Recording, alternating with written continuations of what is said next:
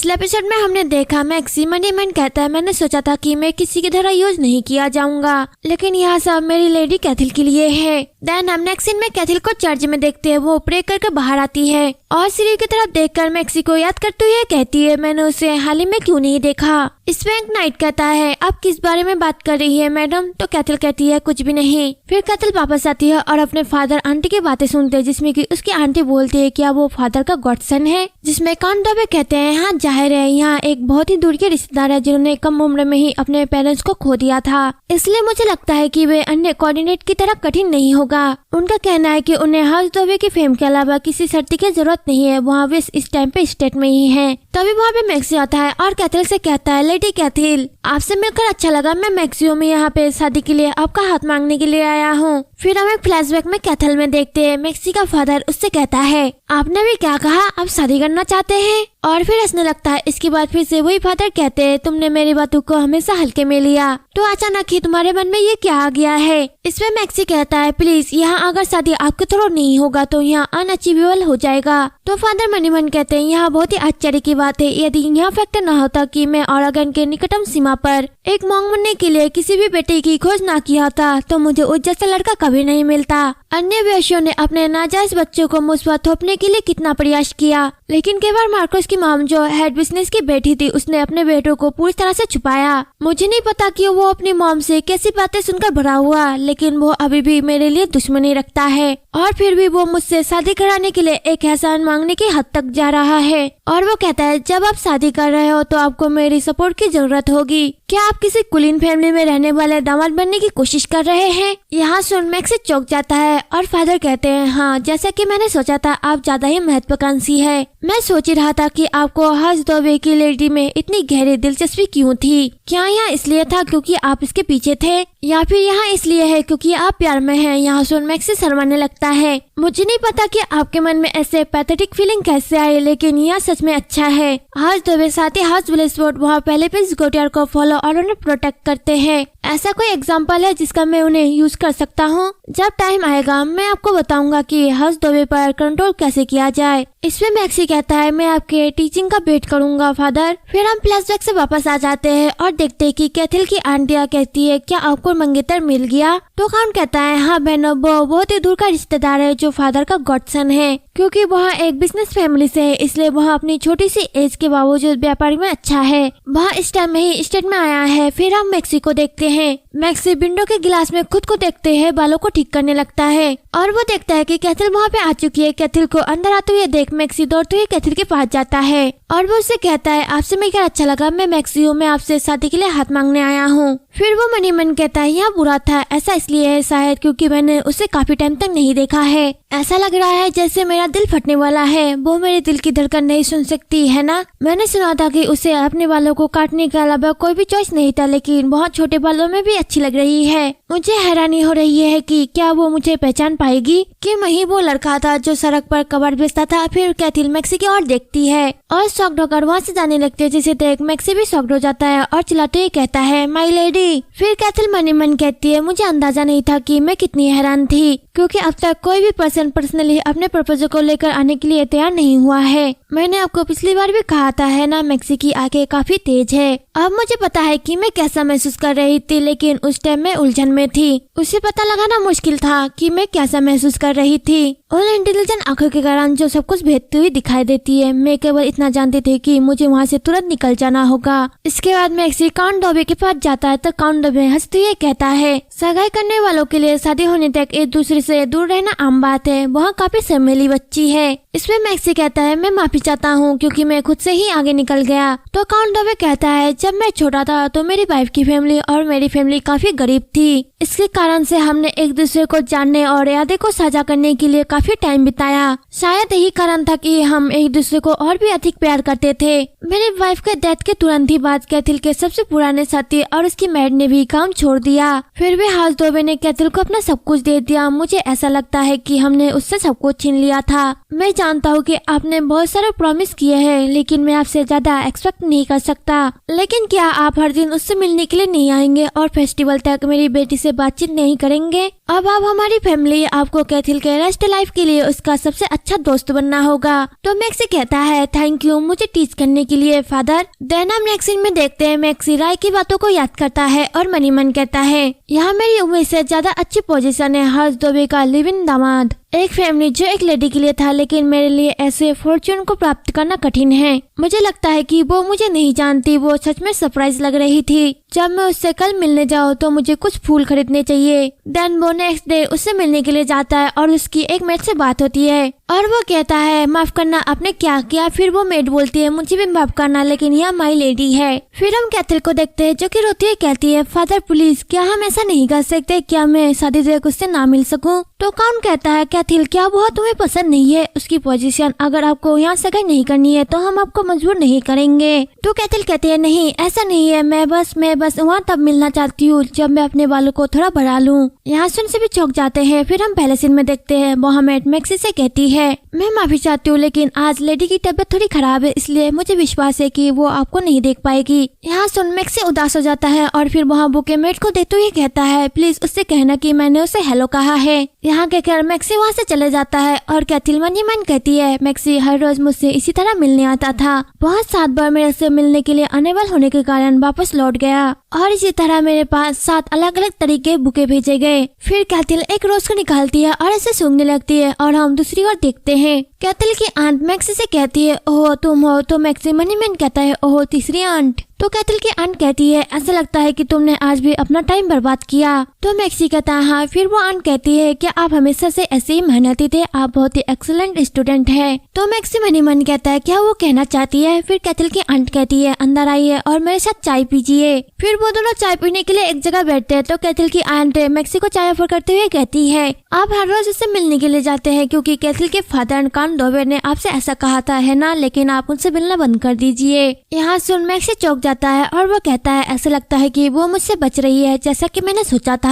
और वो मनी मन कहती है शायद अगर मैं उसके पास जाकर अपनी पहचान बताऊं तो फिर शायद वो मुझे इस तरह से परहेज नहीं करेगी। हालांकि अगर मैं अपने ट्रू सेल्फ में आ जाता तो क्या ये मुझे एक्सेप्ट करते। फिर तीसरी आंट कहती है क्या आप नहीं जानते कि कैथिल आपसे क्यों बच रही है। मैंने सुना था कि आप इंटेलिजेंट है, लेकिन ऐसा लग रहा है कि आप औरत के दिल के बारे में नहीं जानते हैं। मेरे भतीजे को अपने आसपास की नजर अच्छी नहीं लगती। कुछ शब्दों के कारण उसने जो सुना उसने बिना कुछ सोचे ही अपने बालों को काट दिए। वह एक ऐसी बच्ची है जिसे कोई भी झिझक नहीं है जब से ऐसे मामलों की बात आती है। तो मैक्सी घबराते हुए कहता है मैं माफी मांगता हूँ, लेकिन आप क्या कहना चाहती है। इस पे तीसरी आंट कहती है आपको क्या लगता है कि उसने किस तरह से एक्सपीरियंस किया होगा अपने मेडों और आसपास के चौचक निगाहों की वजह से। उससे इस तरह से मिलना बंद करो जैसे कि तुम एक मेहनती और एक्सीलेंट स्टूडेंट हो और अपने तरीके से वहाँ जाने का तरीका सोचो।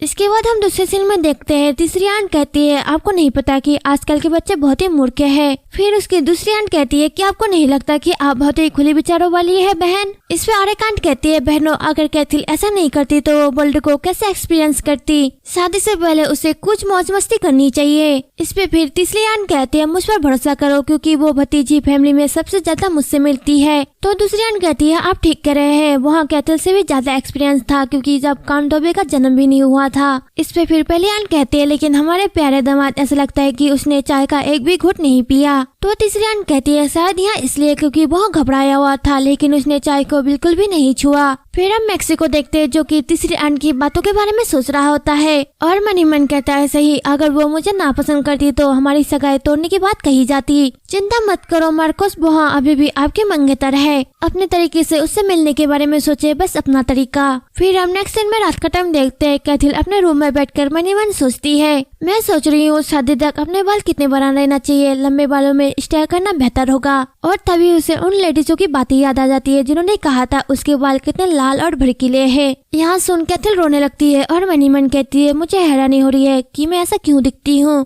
तभी उसकी नजर खिड़की से बाहर जाती है और वो मैक्सी को देखती है। मैक्सी को देख कैथिल चिल्लाते हुए कहती है मैक्सी। फिर मैक्सी बोलता है लेडी दोबे चलो हम साथ में तारे देखते हैं। फिर हम एक फ्लैशबैक देखते हैं। मैक्सी पेपरों और मैपों को लेकर कुछ कर रहा होता है और मन ही मन कहता है जब वहाँ दूसरे की निगाहों को बोझ महसूस करती है। मैंने जो देखा और राय से सुना, कैथिल नई चीजों को एक्सपीरियंस करने और सीखने से नहीं डरती। यहाँ तक कि जब उसने तांबे का पाउडर लिया और वहाँ खुशबू वाले पेपर भी लिए। अगर वहाँ सच में एक डरपोक बच्ची होती तो वहाँ उसी मोमेंट में सावधान हो जाती जब मैंने उसे लुभाने के लिए यहाँ सब किया था। वह लेडी बहुत ही क्यूरियोसिटी वाली पर्सनैलिटी की है, लेकिन वह खुद को एक कॉमनर की तरह नहीं संभाल पाएगी, क्योंकि लाहौस में ऐसा कोई नहीं है जो यह ना जानता हो कि वह हसदोबी की एकलौती संतान है। तो यहाँ कुछ तो होगा जिसने उसने लाहौस में कभी नहीं किया होगा। फिर हम फ्लैशबैक से वापस आ जाते हैं और मैक्सी कैथल से कहता है चलो साथ में तारे देखते हैं।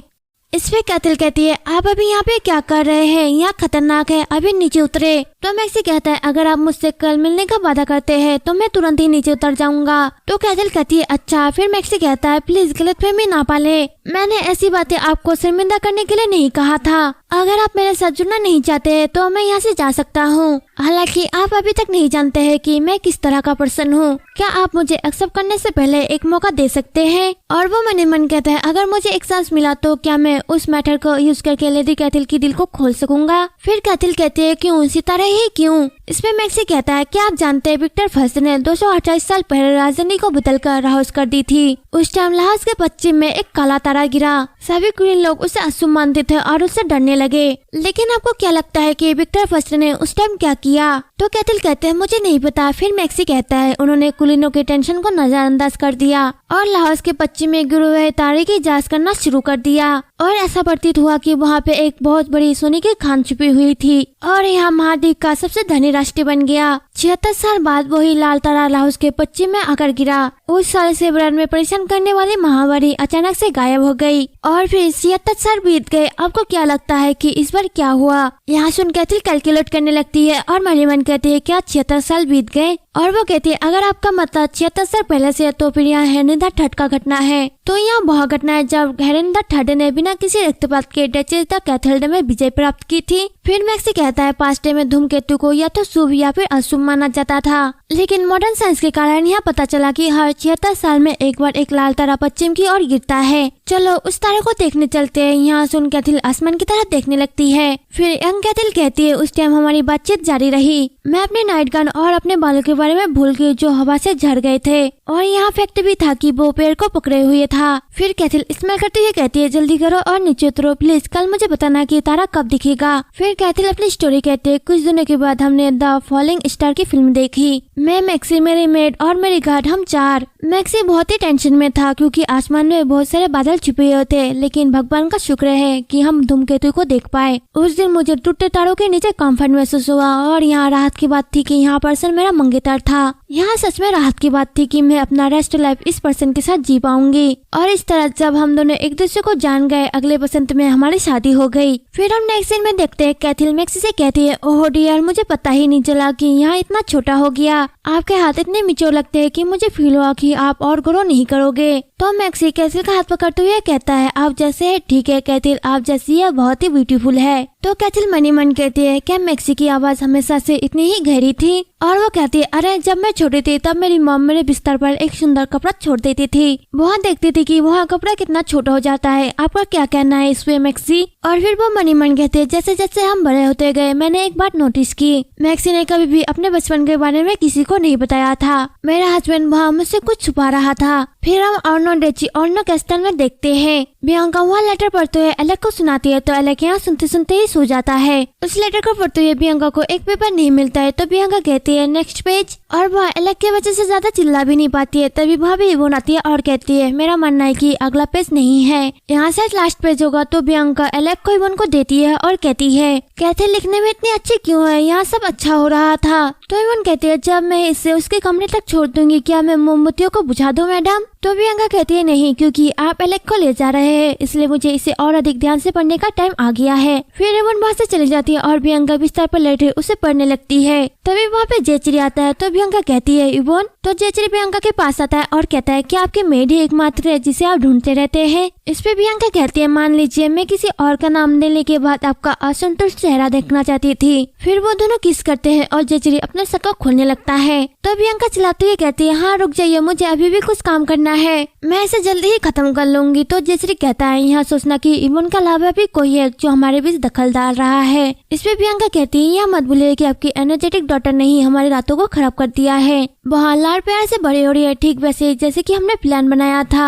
मुझे अभी थोड़ा और पढ़ना है, इसलिए प्लीज थोड़ा इंतजार करें। फिर चेचरी उस लेटर को पढ़ता है और कहता है मैक्सी ने कभी भी अपने बचपन के बारे में बात नहीं की। क्या यहाँ अकाउंट दोबे के बारे में है? तो बियांका चिल्लाते हुए कहती है, अरे तुमने यहाँ पढ़ लिया? तो चेचरी कहता है, मैंने सोचा था कि यहाँ दो कुलीन लेडीज के बीच एक दूसरे को लिखे गए दोस्ती भरी लेटर है। क्या आपको किसी अन्य आदमी के बारे में पढ़कर मजा आया? तो बियांका कहती है, हाँ, लेकिन यहाँ वहाँ है, वहाँ कैथल मुझे निजी तौर पर बता रही है, इसलिए मैं इसे आपके साथ साझा नहीं कर सकती। यहाँ काउंट दोबे का एक सीक्रेट है। इस पे चेचरी कहता है, तो आप कह रहे हैं कि काउंट दोबे के पास एक सीक्रेट है? तो बियांका कहती है, ओह इसे भूल जाओ, इस लेटर में अभी भी उस सीक्रेट के बारे में नहीं बताया गया। फिर चेचरी मनी मन कहता है, मुझे आश्चर्य है कि क्या इसी कारण से उसने अपने बचपन के बारे में बात नहीं की। ऐसा लगता है कि उसने वहाँ बात अपने बाप से बहुत लंबे टाइम तक छुपा के रखा था। शायद उसने उस टाइम यहाँ खुलासा कर दिया था कि वह एक नाजायज संतान था। खुद को साबित करने के लिए वह मुझे खुद को असुरक्षित दिखाना चाहता था। और फिर चेचरी कहता है, ओह, तो बियांका कहती है, क्या गलत हुआ? तो चेचरी कहता है, मैंने अभी कुछ सोचा है। फैक्ट यहाँ है कि रियली में मैं बहुत पहले काउंट दोबे से मिला था।